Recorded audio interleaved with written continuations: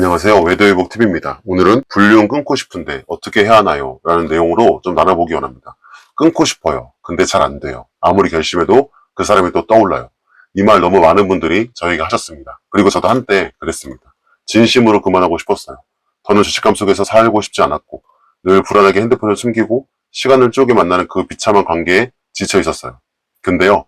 도저히 끊어지질 않더라고요. 헤어지자고 말해놓고 밤이 되면 그 사람 SNS에 몰래 들어가서 보고 잘 지내나 혹시 나를 그리워하진 않을까 혼자 의미 없는 상상을 하다가 결국 나도 모르게 연락을 보내고 있는 자신을 발견하게 되더라고요. 그리고 또다시 반복이 됩니다. 울고 후회하고 끊겠다고 다짐하고 그 다짐이 몇 시간도 안 가 무너지고 아침에는 그만 만나자고 해놓고 점심엔 톡을 보내고 저녁에는 둘만 아는 장소를 떠올리며 생각하죠. 사람들은 말합니다. 불륜은 나쁜 거야. 멈춰야지. 맞습니다. 나쁜 거예요. 정말 100번 1000번 그렇게 맞는 말입니다. 근데 문제는 나쁜 걸 알아도 마음이 움직이지 않는다는 거예요. 도덕적인 판단, 옳고 그름의 기준으로는 이 관계를 끝낼 수가 없습니다. 왜냐하면 이미 감정이 너무 깊숙하게 들어가 버렸기 때문이에요. 그 사람 없이는 안 될 것 같은 기분, 죽을 만큼 그립고 너무 보고 싶은데 절대 볼 수 없다는 현실. 이게요, 정말 사람을 미치게 합니다. 차라리 그냥 안 보고 말지. 다짐을 이렇게 해도 휴대폰 알람 하나에 온몸이 떨려요. 카카오 프로필 뭔가 바뀌었나? 상태 메시지에 다른 의미는 없는지, 다른 사람과 잘 지내고 있지는 않은지 도저히 놓을 수가 없어요. 이게 사랑일까요? 아닙니다. 이건 사랑이 아니라 감정 중독이에요.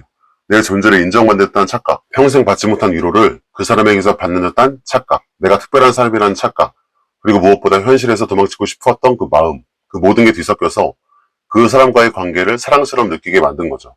하지만 진짜 사랑은요, 나를 무너뜨리고 가정을 깨뜨리고 자존감을 짓밟는 방식으로는 결코 오지 않습니다. 그걸 알아요. 모르는 사람이 없습니다. 정말 잘 아는데 근데 왜 이렇게 안 되는 걸까요? 끊고 싶은데 끊지 못하고 이제는 끊지 못하는 나 자신이 너무 싫고 그러면서 오늘도 그 사람의 이름을 머릿속에 되뇌고 있습니다. 그 고통, 그 절망, 그 자괴감, 그 모든 걸 버티며 하루하루 살아가고 있는 당신에게 오늘 이 이야기를 드리고 싶습니다. 지금부터 어떻게 해야 이 지독한 중독의 고리를 끊을 수 있는지, 실제로 끊고 회복한 사람들은 무엇을 했는지, 그리고 그 끝에는 어떤 평화가 기다리고 있는지 7가지로 한번 정리해 볼게요. 첫째, 환상을 깨야 끊을 수 있다. 불륜이 쉽게 끊어지지 않는 이유 중 강력한 한 가지는 그 사람이 현실보다 더 빛나 보인다는 환상 때문이에요. 그 사람은 나를 웃게 했고 내 말에 귀를 기울였고 지쳐있을 때 따뜻한 눈빛을 건넸습니다. 그 모든 순간이 내 삶에서 가장 행복했던 장면처럼 머릿속에 남아있어요. 그래서 이 관계가 잘못됐다는 걸 알아도 도저히 손에서 놓을 수 없는 거예요. 왜냐하면 현실은 고단하고 그 사람은 달콤했으니까요. 지금의 배우자는 내 얘기를 제대로 듣지 않고 아이들은 내 존재를 당연히 여기고 일상은 반복되고 숨막히는 하루의 그 연속 육아의 반복인데 그 사람은 내 이름을 불러주고 딸이 예쁘다 멋지다 말해줬잖아요. 그 순간만큼은 내가 누군가에게 설레는 존재가 되는 기분이고 잊고 지내는 내 모습을 그 사람이 꺼내준 것 같았어요. 그러니까 그 사람을 놓는다는 건 그때 나를 놓는 것 같고 다시 회색빛 일상으로 돌아가는 것 같아서 두려운 거죠. 근데요, 그게 전부 환상이었다는 걸 인정해야만 비로소 끊을 수가 있습니다. 그 사람이 나에게 잘해준 건 책임이 없기 때문이었어요. 정식 연인이 아니었고 같이 살면서 부딪히는 현실을 마주한 적도 없었고 아이를 함께 키우지도 않았고 빛이나 감정을 공유하지도 않았어요. 그러니까 쉽게 다정할 수 있었던 거죠. 현실 속의 사랑은 서운한 감정도 있고 의견 충돌도 있고 때로는 지치고 피곤해서 무뚝뚝하기도 합니다. 하지만 그 사람과의 관계는 늘 설렘만 남는 편집된 순간들만으로 채워졌잖아요. 자연스럽게 그 사람은 완벽한 존재처럼 왜곡됩니다. 게다가 그 사람도 알고 있었어요. 이건 오래갈 수 없다는 것. 불안한 사랑이라는 것. 하지만 당신을 잡아두기 위해 난 진심이었다. 넌 특별해 같은 말들을 남겼죠. 그 말들이 마음속에 애틋함이라는 환상으로 남아버렸고 당신은 그 말에 사로잡힌 거예요. 진짜 무서운 건 사람이 감정에 중독이 되면 그 감정의 실제보다 그 감정을 느꼈던 순간의 기억에 더 중독된다는 점이에요. 그러니까 그 사람을 그리워하는 게 아니라 그 사람을 통해 내가 느꼈던 감정을 그리워하는 거죠. 자존감이 살아나는 느낌, 누군가에게 특별했던 느낌, 설레고 나도 아직 살아있다는 느낌, 그걸 잃기 싫어서 그 사람 자체를 못 놓는 겁니다. 이제는 그 환상을 깨야 돼요. 그 사람은 완벽하지 않아요. 그 사람은 당신을 사랑한 게 아니라 당신이 주는 감정에 중독됐던 거죠. 그리고 당신도 마찬가지로 그 사람을 통해 현실에서 도망칠 공간을 가졌던 거예요. 이 관계는 결코 당신을 구원하지 않았습니다. 당신을 더 힘들게 만들었고 가정을 무너뜨렸고 당신 스스로에게도 상처를 남겼죠. 그러니 지금 해야 되는 건 그 환상을 진짜 얼굴로 바꾸는 거예요. 그 사람이 했던 거짓말, 당신 몰래 다른 이성과 연락했던 장면, 배우자에게 했던 변명, 그리고 지금도 책임지지 않는 태도, 그걸 적어보세요. 좋은 기억보다 아픈 장면을 일부러 더 꺼내보세요. 그 기억들이 환상을 깨뜨려 줄 거예요. 그래야 놓을 수 있습니다. 그래야 끊을 수 있어요. 둘째, 마지막 기억을 일부러 망가뜨리라. 분류를 끊지 못하는 사람들에게는 공통적으로 한 장면이 머릿속에 깊이 남아있죠. 그 장면은 너무 따뜻하고 너무 아름답고 너무 간절해요.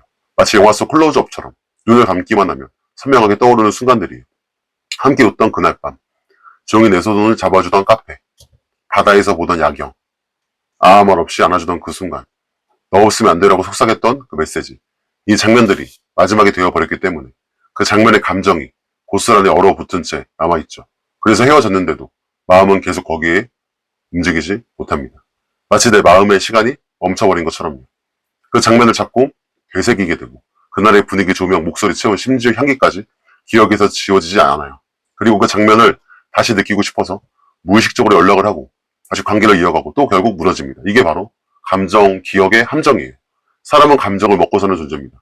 논리적으로도 아무리 틀렸다고 생각해도 감정이 기억하는 그 마지막이 너무 강렬하면 논리를 이길 수가 없죠. 그래서 반드시 해야 할 일이 있습니다. 그 장면을 망가뜨려야 돼요. 고의적으로라도, 일부러라도, 의식적으로. 어떻게 하냐면 그때 있었던 말을 떠올려 보세요. 그 사람이 했던 약속들, 다정한 말들, 애틋한 눈빛, 그리고 그 뒤에 벌어질, 그리고 다가왔던 일들을 하나씩 맞춰보는 거예요. 나는 절대 너를 아프게 하지 않을 거야. 근데 지금은 연락도 안 받고 책임도 지지 않죠? 내 마음은 진심이야. 근데 다른 사람과 연락하고 있었던 게 알게 됐잖아요. 우린 특별해. 그런데 결국 그 사람은 자기 자리로 돌아갔죠. 그 말들이 거짓이었거나 최소한 무책임했다는 사실을 정면으로 들여다보는 거예요. 그 사람의 이기적인 행동을 써보세요. 당신에게는 운명처럼 말하면서도 실제로는 가장 쉬운 선택을 택했던 이기적인 태도. 당신을 울려놓고 당신의 시간을 빼앗고 당신의 삶을 혼란스럽게 만들고는 아무 책임도 지지 않은 채 떠난 사람. 그게 그 사람의 진짜 모습이에요. 그러니까 아름답게 포장된 마지막 장면은 당신이 만든 거짓 몽타주일 뿐이에요. 현실은 그보다 훨씬 차갑고 훨씬 이기적이고 훨씬 잔인했죠. 이걸 인정하는 건 괴롭습니다. 왜냐하면 그 장면이야말로 사랑받았던 나를 증명해주는 유일한 증거처럼 느껴졌으니까요. 그걸 망가뜨리면 그 사람과의 감정뿐 아니라 그 사람을 사랑했던 내 자신까지 부정하는 것 같거든요. 하지만 진짜 끊고 싶다면 그 장면을 깨야 됩니다. 그 기억을 다시 쪼개고 그 위에 현실을 덧칠해야 돼요. 그래야 감정이 사라집니다. 그래야 감정이 무뎌집니다. 그래야 다시는 흔들리지 않죠. 셋째, 물리적으로 차단하세요. 무조건입니다. 연락만 안 받으면 되잖아요. 혹시 급한 일일 수 있으니까 그냥 놔두는 거예요. 나한테도 연락 오면 이번엔 진짜 단호하게 말할 거예요. 이런 말 해보셨죠? 그리고 결국 어떻게 됐어요? 다시 흔들리죠. 분류를 끊겠다고 결심한 사람 중 대부분이 차단은 안 해도 끊을 수 있다는 착각을 합니다. 근데 이건 단호하게 말할 수 있어요. 절대로 안 돼요. never, 안 됩니다. 절대 스스로 통제할 수 있다고 착각하지 마세요. 사람은요, 감정이 불어날 때 논리가 작동하지 않아요. 잘 끊고 있다는 생각이 들다가도 그 한 번 감정이 무너지면 그 순간의 외로움, 두려움, 공허함 때문에 다시 연락하고 다시 만남을 허락하고 결국 다시 빠집니다. 그리고 그때마다 당신은 자신을 더 미워하게 돼 있어요. 왜 나는 이것밖에 안 되는 사람이지? 이제는 진짜 끝내야 하는데 이번엔 정말 마지막이었는데 또 넘어갔어. 그 자기 혐오에 늪에 빠지기 전에 딱 하나만 확실히 하세요. 물리적인 차단. 이건 감정이 아니라 기계적으로, 기술적으로, 시스템적으로 완전하게 끊어내는 거예요. 뭐 간단하게 휴대폰 번호 차단, 카카오톡 차단, 톡 삭제, SNS 팔로우 해제, 차단, 이메일 주소 차단, 사진, 동영상, 메시지 모두 삭제, 갤러리, 앨범에 있는 흔적 제거, 통화기록 즐겨찾기 정리하기, 혹시라도 저장해둔 주소, 메모, 암호까지 다 삭제, 현재 핸드폰 바꾸기, 핸드폰 없애기. 이걸 다 하고 나면요. 처음엔 뭔가 허전하고 불안합니다. 내가 너무 냉정한 건가? 이렇게까지 해야 해? 그 사람도 상처받을 텐데? 이런 생각이 들 수 있습니다. 하지만 그건 당신의 죄책감을 자극하는 감정의 함정이에요. 당신은 지금 죄를 짓는 게 아니라 죄에서 빠져나오고 있는 중이죠. 그 사람이 진짜 당신을 사랑했다면 애초에 당신을 이런 고통 속에 몰아넣지 않았어요. 당신이 이렇게까지 고민하고 아파하고 있다는 걸 그 사람은 알고 있었고 그럼에도 불구하고 계속 연락하고 기회를 엿보고 감정을 흔들었던 거잖아요. 그러니까 이제는 당신이 먼저 끝내야 합니다. 당신을 지켜야 해요. 단순히 마음으로 끊는다는 말로는 부족합니다. 물리적으로 차단한다는 구체적인 행동만이 진짜 끊어내는 출발점이 됩니다. 이건 절대 비열한 행동이 아니에요. 이건 당신의 인생을 되찾는 선언이에요. 나는 더 이상 무너지고 싶지 않다는 마지막 방어선이에요. 그러니까 꼭 기억하세요. 차단은 감정의 끝이 아니라 회복의 시작이에요. 그 사람과 연결될 수 있는 모든 끈을 끊어버리는 순간 비로소 당신은 자기 자신과 마주할 수 있습니다. 그리고 그동안 그 뒤에 사람 뒤에 숨어 있었던 진짜 내가 나옵니다. 넷째, 같이 있던 장소와 패턴을 끊어라. 불륜이 끝났다고 해서 그 감정이 함께 끝나는 건 아닙니다. 몸은 헤어졌지만 마음은 아직도 그 사람과 함께 걷고 있고, 같은 음악을 듣고 있고, 같은 카페에 앉아 있고, 같은 향기를 맡고 있고, 같은 시간에 핸드폰을 들여다보고 있습니다. 그게 바로 패턴이에요. 왜? 강제적으로 끊어졌으니까. 마음이 정리가 안 됐죠. 많은 사람들이 의지력만으로 불륜을 끊으려고 합니다. 하지만 그건 오래가지 못합니다. 왜냐하면 사람은 감정의 동물이기도 하지만 동시에 패턴의 동물이기도 하거든요. 습관은 감정보다 강합니다. 특히 감정과 연결된 패턴은 시간이 지나도 쉽게 사라지지 않습니다. 불륜은 대부분 아주 비슷한 방식으로 유지됩니다. 점심시간쯤에 가볍게 톡을 보내고, 퇴근할 때쯤 그 사람에게 톡 확인하고, 밤 10시쯤 잘 자라는 말로 하루 마무리하고, 일주일에 한두 번 특정 장소에서 만나고, 그 장소엔 늘 커피 향과 음악이 흐르고, 함께 듣던 노래, 함께 앉던 자리, 말투와 톤까지 반복됩니다. 이런 공유된 패턴은 관계가 끝난 후에도 우리 안에 그대로 남아있어요. 그리고 그 패턴이 반복될 때마다 그 사람이 자연스럽게 떠오릅니다. 아, 이 시간에, 이 계절에, 이 달에 그 사람이 연락했었는데, 아, 이 노래 들을 때마다 그 사람 얼굴이 자꾸 그려진다. 결국 어떻게 되냐면 그리움이 터지고 감정이 북받치고 이건 우연이라는 핑계로 또다시 연락을 하게 됩니다. 그렇기 때문에 반드시 해야 할 건 패턴의 절단이에요. 이건 단순히 심리적인 변화가 아니라 실질적인 행동의 재설계를 의미합니다. 매일 가던 카페를 바꾸세요.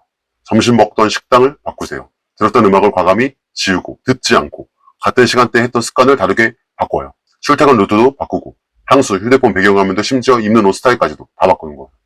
이 정도까지 해야 하나요? 네, 해야 됩니다. 왜냐하면 이 관계는 감정으로만 연결된 게 아니라 몸에 밴 생활 구조로도 연결돼 있었기 때문이에요. 이건 마치 금연을 결심한 사람이 담배 피우던 장소에 계속 앉아있는 것과 같습니다. 이젠 괜찮겠지 하는 순간 습관이 다시 유혹합니다.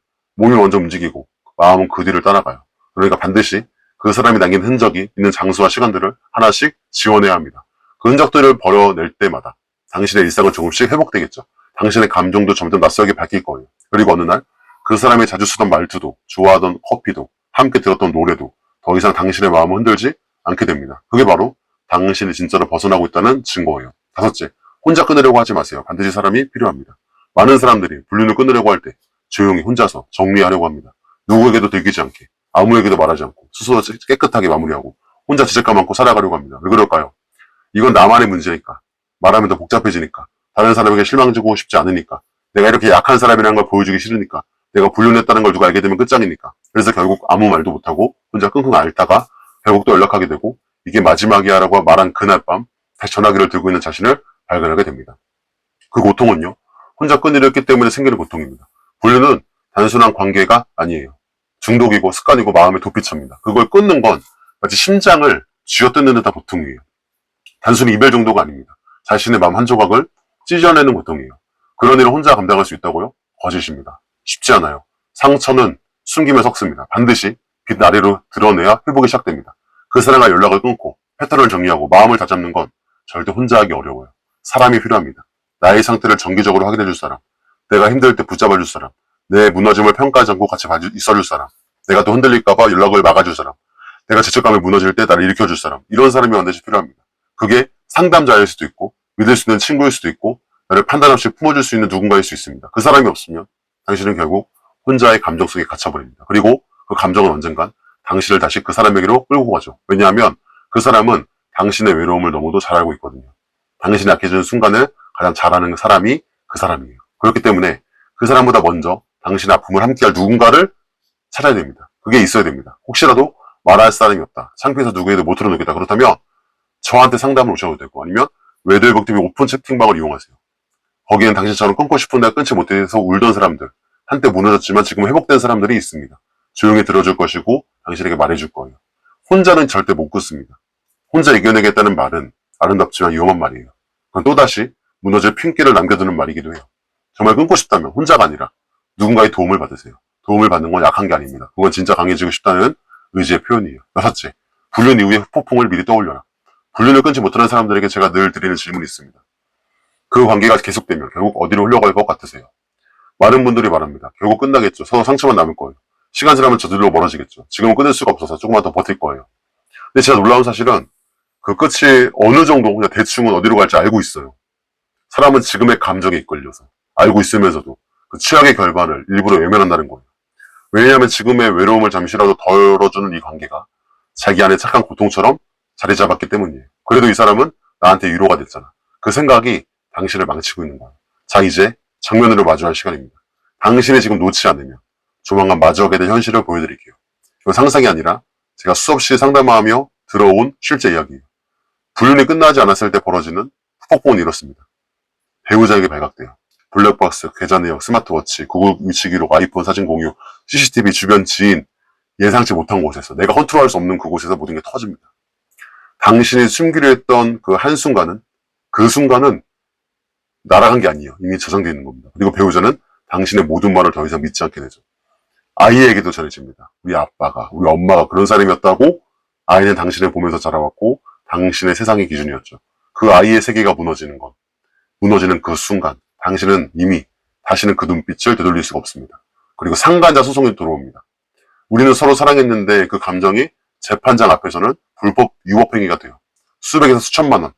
많게는 이게 판결문까지 나가지고 내 모든 인생을 따라다닙니다. 직장, 결혼식, 그 다음 자녀 이르기까지. 그리고 그 과정을 버티는 동안 당신의 감정은 산산이 부서지고 그 사람이 책임져 줄 거라는 환상은 사라집니다. 또 직장을 잃습니다. 학교, 병원, 공무원, 교회, 기업. 요즘은 익명 제보 한 통이면 충분해요. 상간자 측 배우자가 혹은 당신의 배우자가 회사에 진정선을 넣는 순간 당신의 커리어는 되돌릴 수 없게 망가집니다. 그리고 당신이 버려집니다. 그것도 먼저. 우리는 같이 도망쳐서라도 행복할 거예요 라고 이 말 믿고 싶죠. 근데 실제로 불륜관계 중 90% 이상은 결국 헤어져요. 왜냐고요? 서로에게 책임질 용기까지는 없었기 때문이에요. 가족, 돈, 체면, 자녀, 신분, 현실 앞에서 그 사랑은 결국 돌아갑니다. 당신 혼자 남겨지고 그때는 아무도 당신 편이 돼주지 않습니다. 그 사람도 결국 그리고 새로운 관계로 떠나요. 더 충격적인 건 이거예요. 그 사람이 당신과 끝낸 후 또 다른 사람과 연락을 시작합니다. 그 사람이 힘들다가 계속 힘들 것 같죠? 아니요. 다른 사람 만나기 시작해요. 그리고 당신이 불태웠던 그 감정이 사실은 그 사람에게는 단지 그때의 위로차 중 하나였다는 거. 지금이라면 아직 돌아올 수 있습니다. 아직 시작되기 전이라면, 아직 아이의 눈빛이 당신을 믿고 있다면, 아직 배우자가 마음을 닫지 않았다면, 아직 직장과 인간관계가 망가지기 전이라면 지금 끊으세요. 후폭풍은 상상이 아닙니다. 그건 시간만 기다리고 있는 현실이에요. 그리고 중요한 건 그 후폭풍이 찾아왔을 때 그 사람은 당신을 지켜주지 않습니다. 당신 혼자 다 감당하게 됩니다. 결국 남는 건 부서진 자존감, 무너진 신뢰, 고립감, 책임감 없는 상처, 그리고 내가 왜 그때 끊지 못했을까라고 하는 평생의 후회입니다. 자, 7째, 끊은 후에 나에게 집중하세요. 지금 이 글을 보고 있는 당신은 아마도 마음속 어딘가에 이렇게 말하고 있을 거예요. 끊는 게 맞는 건 알겠어요. 근데 그 다음이 너무 무서워요. 맞습니다.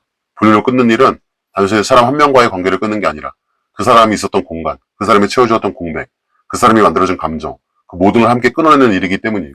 그 사람이 없으면 갑자기 세상이 조용해지고 그 사람과 나눈 대화가 사라지면 마치 아무도 나를 필요하지 않는 것 같고 그 사람에게 기대되는 감정이 사라지면 내가 텅 빈 껍데기처럼 느껴질 거예요.